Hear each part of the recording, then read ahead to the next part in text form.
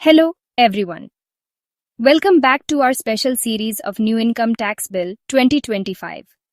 अगर आप भी न्यू इनकम टैक्स बिल 2025 के बारे में और जानना कहते हैं, तो हमारे चैनल को सब्सक्राइब कर लीजिए।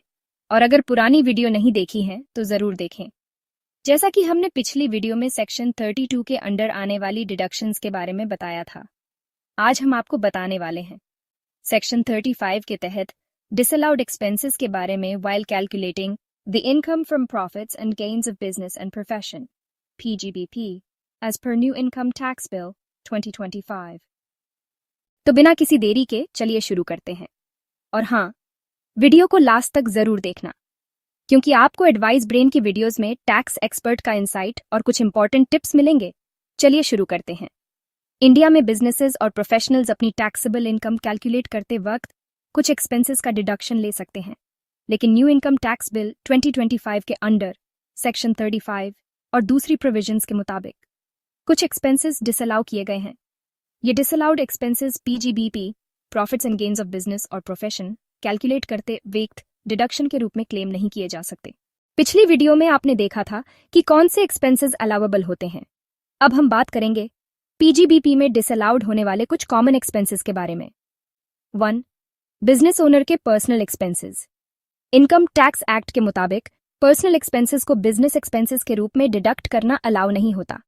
Disallowed personal expenses. Personal travel expenses, personal meals और एंटरटेनमेंट फैमिली रिलेटेड एक्सपेंसेस, चाहे वह बिजनेस एक्टिविटीज से इनडायरेक्टली जुड़े हो। एग्जाम्पल, अगर कोई बिजनेस ओनर अपनी पर्सनल ट्रिप का खर्चा बिजनेस एक्सपेंस बताकर क्लेम करे, तो इनकम टैक्स डिपार्टमेंट इसे डिसअलाउ कर देगा। 2. Capital expenditure. ऐसे खर्चे जो किसी एसेट की लॉन्ग टर्म वैल्यू बढ़ाते हैं, उन्हें कैपिटल एक्सपेंडिचर माना जाता है और ये बिजनेस इनकम से डिडक्ट नहीं किए जा सकते। लेकिन बिजनेसेस इनकम टैक्स एक्ट के अंडर इन एसेट्स पर डिप्रीशिएशन क्लेम कर सकते हैं। एग्जाम्पल, अगर आप एक नए मशीनरी या बिल्डिंग पर खर्चा करते हैं, तो उसका पूरा एक्सपेंस एक साल में डिडक्ट नहीं होगा, बल्कि डिप्रीशिएशन के थ्रू धीरे धीरे क्लेम किया जाएगा। 3. Illegal payments. अगर कोई भी पेमेंट इलीगल या पब्लिक पॉलिसी के खिलाफ माना जाए, तो उसका डिडक्शन अलाउ नहीं होता। इसमें शामिल है डिसअलाउड पेमेंट्स, ब्राइब या किकबैक्स, फ्रॉडलेंट स्कीम्स को दिए गए पेमेंट्स। 4. पार्टनर्स, डायरेक्टर्स को ज्यादा सैलरी देना। अगर किसी फर्म के पार्टनर्स या कंपनी के डायरेक्टर्स को एक्सेसिव रिम्यूनरेशन दिया जाता है, तो यह डिसअलाउ हो सकता है।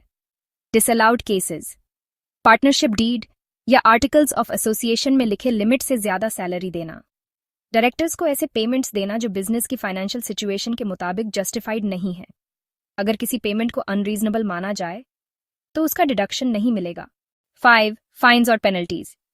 इनकम टैक्स एक्ट के हिसाब से लॉ वायोलेशन से जुड़ी कोई भी फाइन या पेनल्टी का डिडक्शन अलाउ नहीं होता।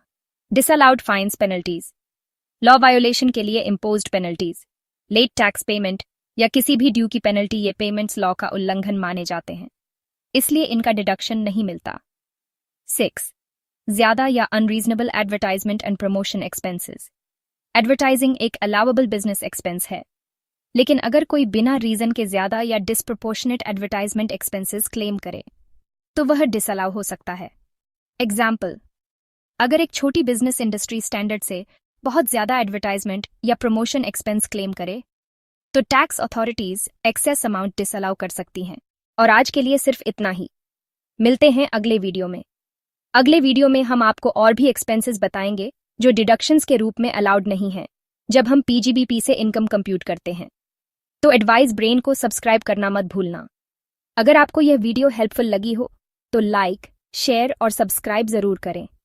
और अगर आपको और भी टैक्स रिलेटेड क्वीरीज हैं, तो कमेंट सेक्शन में लिखना ना भूलें। मिलते हैं अगले वीडियो में। Thank you. एडवाइस ब्रेन के साथ कनेक्ट रहें। Thank you and have a nice